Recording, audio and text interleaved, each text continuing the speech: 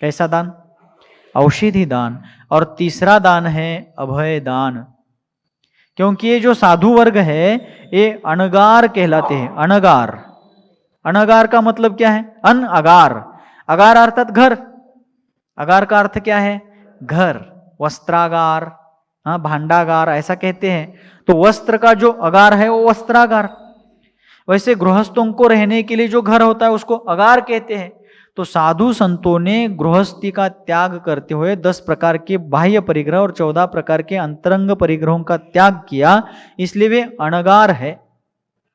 उनको रहने के लिए उनका कोई घर नहीं है, इसलिए निरंतर विहार करने वाले ऐसे साधु संतों को रहने के लिए साधना के योग्य, धर्म पुरुषार्थ के योग्य ऐसा स्थान प्रदान करना, ये कहलाता है अभय दान। कैसा दान? और चौथा दान है उपकरण दान। चौथा दान कौन सा? उपकरण दान।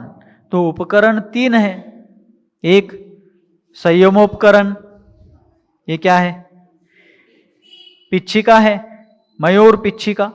तो इसको संयमोपकरण कहते हैं। प्राणी संयम के लिए, अर्थात एकेंद्रिय से लेकर पंचेंद्रिय तक के जो त्रस स्थावर जीव है, उठते बैठते समय, आते जाते समय, जहां भी जो क्रिया करनी है वहां के उन जीवों को हमारी उस क्रिया से, एक्टिविटी से कोई पीड़ा ना हो, इसलिए इस मयूर पिच्छिका से उस स्थान को परिमार्जित करना और वहां पर उठना बैठना इत्यादि क्रियाओं को करते समय यह संयम के लिए, अर्थात प्राणी संयम के लिए सहायता करने वाला उपकरण है, साधन है, इसलिए इसको संयमोपकरण कहा।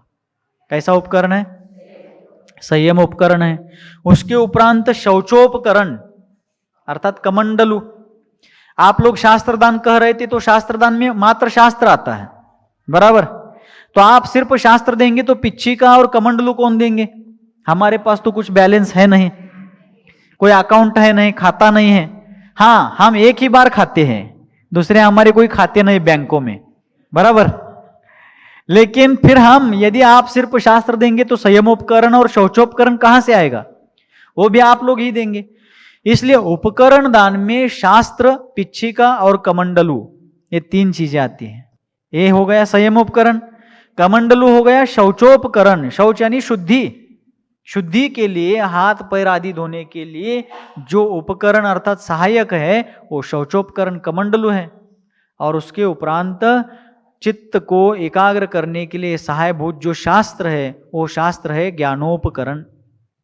उसके द्वारा ही तत्वार्थ का ज्ञान होता है, जिनवानी के द्वारा। क्योंकि आज कोई यहाँ पर प्रत्यक्ष केवली, श्रुत केवली आदि नहीं है।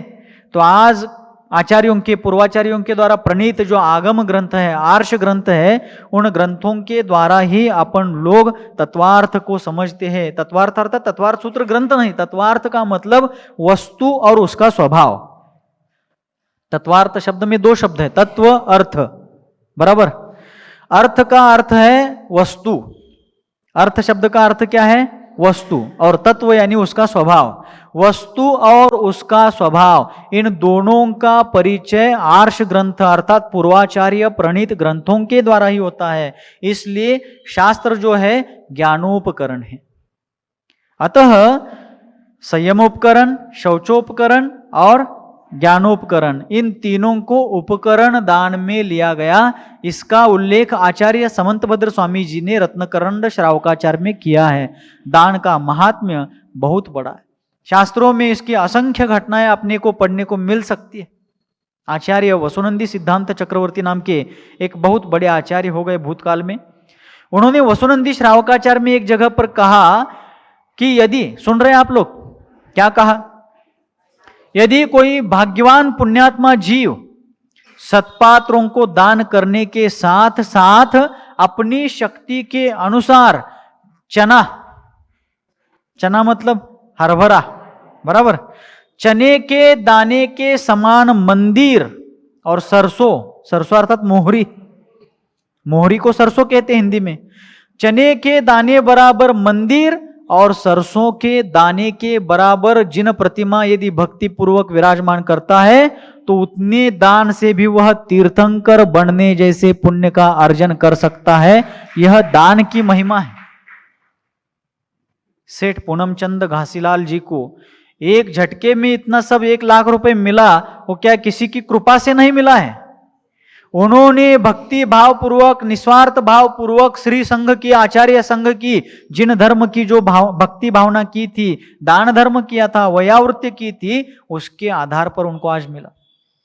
कल भी बताया था, और ये प्रसंग जब चालू हुआ शिखर जी यात्रा का, तब भी आप लोगों को कहा था कि 1903 ईस्वी सन में वे राजस्थान के प्रतापगढ़ से मुंबई में आए थे। तब 100 रुपए भी उनके पास नहीं थे। आज अपन लोग देखते हैं कि कितने ही लोग दीन दरिद्री बनकर के, निर्धन बनकर के, दर दर की ठोकरें खा करके भटक रहे हैं। संपत्ति पाने के लिए, सधन बनने के लिए वो कितना ही प्रयास करते हैं, लेकिन उनको सफलता अर्जित नहीं होती। क्यों? इसका कारण यह है कि पूर्व भव में संपन्न होते हुए भी उन्होंने सत्पात्र दान नहीं किया था, करुणा दान नहीं किया था, साधर्म्य लोगों के लिए कोई सहायता, उसका भी एक उल्लेख शास्त्रों में मिलता है। अपने जो साधर्मी लोग होते हैं उनकी सहायता करना, जो कोई गरीब हो, कर्ज में डूबा हुआ हो, संकट में फंसा हुआ हो, ऐसे साधर्मी जनों को सहायता करना भी एक प्रकार का दान कहा है आचार्यों ने शास्त्रों में। हाजी, समदत्ती दान। पूज्य अजित सागर जी महाराज उसका उल्लेख कर रहे हैं कि उसके लिए आचार्यों ने समदत्ती दान कहा है। कैसा दान? जैसे दीनहीन जीवों के लिए जो दिया गया उसको करुणा दान कहा, और जो साधर्मी जन है, जो धर्मात्मा है लेकिन संकट में, पूर्वोपार्जित कर्म के उदय से संकट में फंसे हुए हैं, उनकी सहायता के लिए उनको कुछ दान देना, उनकी मदद करना, ये समदत्ती दान कहलाता है। कौन सा दान? समदत्ती दान कहलाता है। एक प्रकार का और दान आता है कन्यादान। कन्या का भी दान कहलाता है। भले वो वैवाहिक प्रापंचिक जीवन में जीने के लिए जा रहे हैं, लेकिन कन्या का भी दान कहा गया भारतीय संस्कृति में, क्योंकि भारतीय विवाह संस्था, विवाह व्यवस्था एक आदर्श आचार संहिता के रूप में विश्व विख्यात है। इसलिए दान का महात्म्य इतना बताया आचार्यों ने, क्योंकि आज जो निर्धन लोग हैं उन्होंने कोई किसी प्रकार का सत्पात्र दान, किसी दीनहीन की सहायता या समदत्ती दान आदि रूप से नहीं दिया था, इसलिए आज उनके जीवन में इस प्रकार की निर्धनता आई हुई है।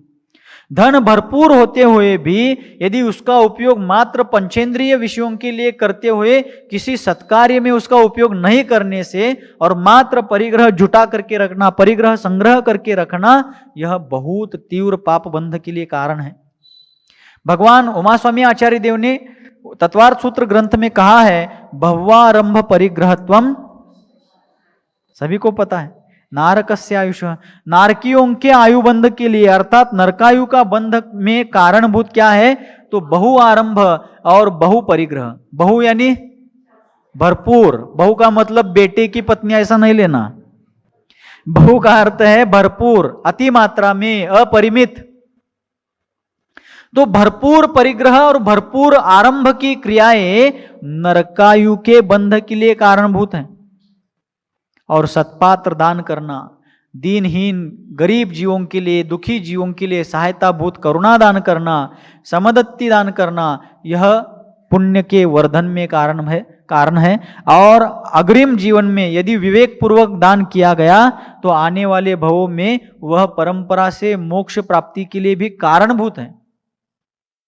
किसके लिए कारणभूत है? परंपरा से वह सत्पात्र दान हमें मोक्ष प्राप्ति के लिए भी निमित्त बनता है। इसलिए दान करने से कभी पीछे नहीं हटना चाहिए। हाँ, अपने शक्ति अनुसार। जैन धर्म में घर जलाकर कोयले का व्यापार करने के लिए नहीं कहा गया। अपने मराठी में कहावत है ना, घर जाळून कोळशाचा व्यापार करणे, बराबर। तो जैन धर्म में जैनाचार्यों ने कभी भी आगम ग्रंथों में घर जलाकर कोयले का व्यापार करने की सलाह, उपदेश, संदेश, आदेश नहीं दिया है। शक्तितस त्याग तपसी ऐसा कहा है। अभी षोडशकरण भावना चालू होगी 4 तारीख से, बराबर, षोडशकरण की पूजा। तो उसमें शक्ति के अनुसार त्याग और तप करने के लिए, दान करने के लिए, अपने शक्ति का विचार करके करने के लिए कहा गया। किंतु आज वर्तमान काल में अपन देखते हैं तो लोगों का दान के प्रति रुझान कम है। दान देने के प्रति लोगों की प्रवृत्ति बहुत कम होती जा रही है। किंतु दान इस जीवन का उत्थान करने के लिए एक महान साधन है। किंतु अति लोभी, अति मोहासक्त, अति परिग्रहानंदी रौद्र ध्यान करने वाले जीव सिर्फ जुटाना चाहते हैं, सिर्फ संग्रह करना चाहते हैं, देना नहीं चाहते हैं। मैं एक काम बता रहा हूं आप लोगों को, करेंगे क्या? महाराज पहले काम बताओ क्या है। बजट में बैठता है तो करेंगे, बजट वाला ही है, करेंगे। अभी सब मैं बताऊंगा तब श्वास लेंगे, और मैं बताऊंगा तभी श्वास छोड़ेंगे। लो श्वास, अब मैं बताऊंगा तभी छोड़ना है। मैं जब तक नहीं बताता तब तक कोई श्वास नहीं छोड़ेंगे मुझे छोड़ करके, क्योंकि मुझे बोलना है।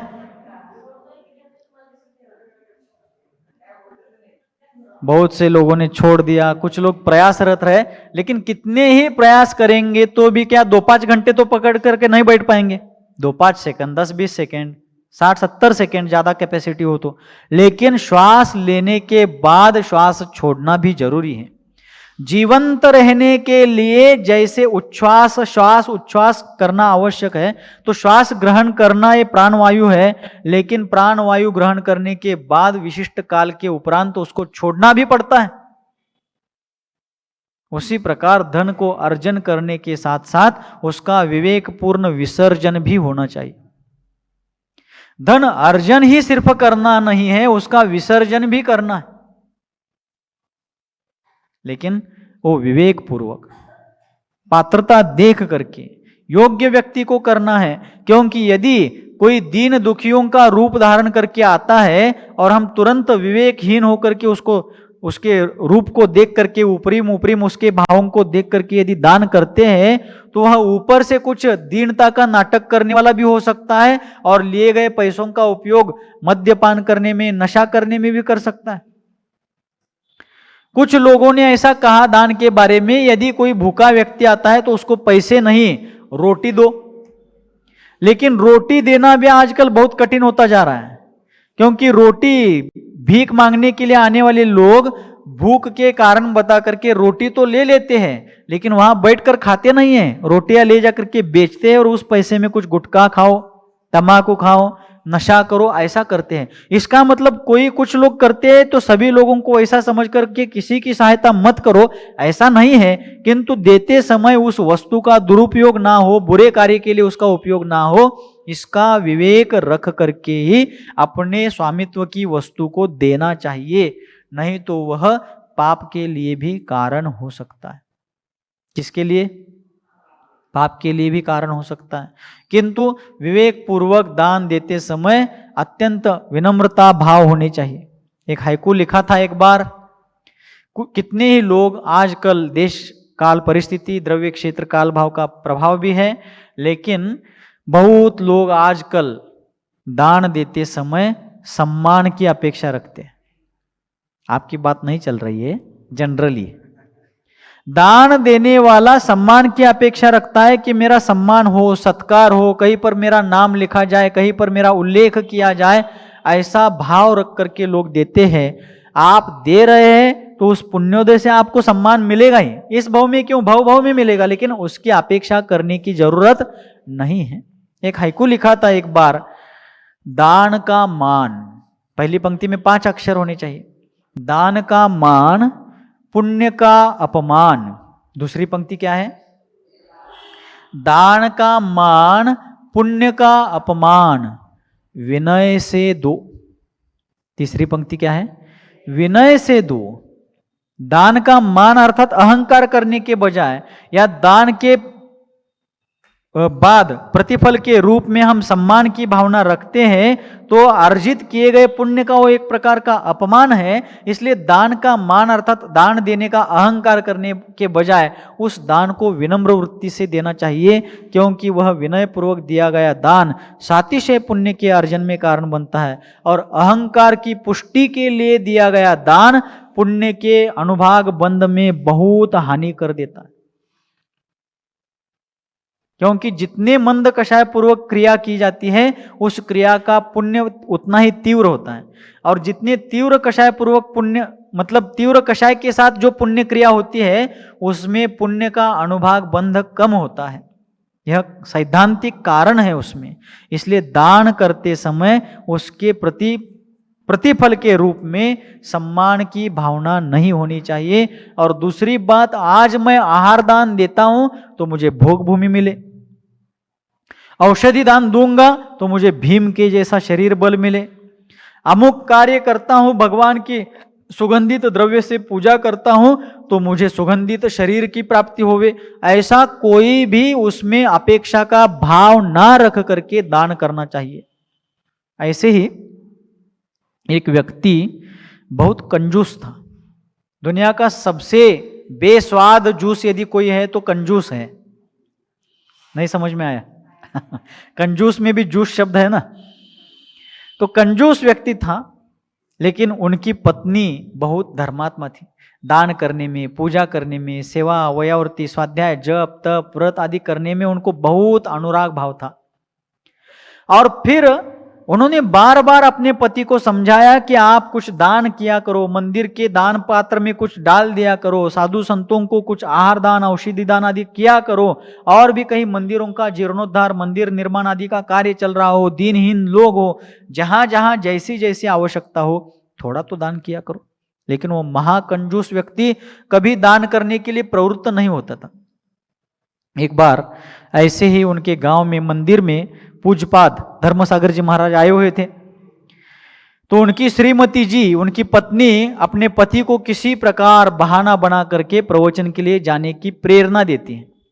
लेकिन प्रवचन में जाने के पहले, पति को ले जाने के पहले उन श्राविका ने महाराज जी को बताया था कि महाराज जी, आमचं हेनी मेक्की त्यांनी अजिबात किती सांगितलं तरी काय दान करत नाहीत बघा। हमारे श्रीमान, हमारे पति कितना भी मैं कहूं तो भी दान करते नहीं है महाराज जी। मैं कैसा भी करके, कुछ भी प्रयास करके आज उनको दोपहर के प्रवचन में लाऊंगी, लेकिन आप उनको थोड़ा प्रवचन के माध्यम से, इनडायरेक्टली क्यों ना हो, अप्रत्यक्ष रूप से क्यों ना हो, आप दान का महत्व उनको समझ में आए ऐसा उनको संबोधित करे। महाराज बोले ठीक है, देखते हैं, प्रयास करेंगे। उस दिन योगायोग से पत्नी की बहुत आग्रह पूर्वक भावना को देख करके वह पति आ गया, बैठ गया। महाराज जी ने वे समझ लिया कि दोनों मिलकर आए, मतलब इनके साथ आए तो ये इनके पति ही होंगे, ऐसा समझ लिया अंदाज से, क्योंकि पहली बार महाराज को उनका दर्शन मिल रहा था। उन्होंने महाराज का दर्शन नहीं किया था कभी, महाराज को ही उनका दर्शन मिल रहा था पहली बार, चक्षु दर्शन। तो फिर महाराज जी ने समझ लिया कि ये महान भाव आज आए हैं, तो महाराज जी ने बहुत प्रभावशाली ढंग से उस दिन दान का महात्म्य बताया, दान का फल क्या है बताया, दान का प्रभाव क्या है बताया, दान के फायदे कितने हैं, ये सब बहुत अच्छे तरीके से समझाया। और फिर पत्नी देख रही थी बीच बीच में कि आमचं ह्यानी ऐकाल्यात का नहीं। तो पति बड़े ध्यान से सुन रहे थे, पत्नी देख रही थी कि हमारे श्रीमान जी सुन रहे क्या नहीं। तो श्रीमान जी सुन रहे हैं, उनके चेहरे पर बहुत प्रभावित भाव दिख रहे हैं कि वो दान के बारे में प्रभावित हो रहे हैं, ऐसा लग रहा था।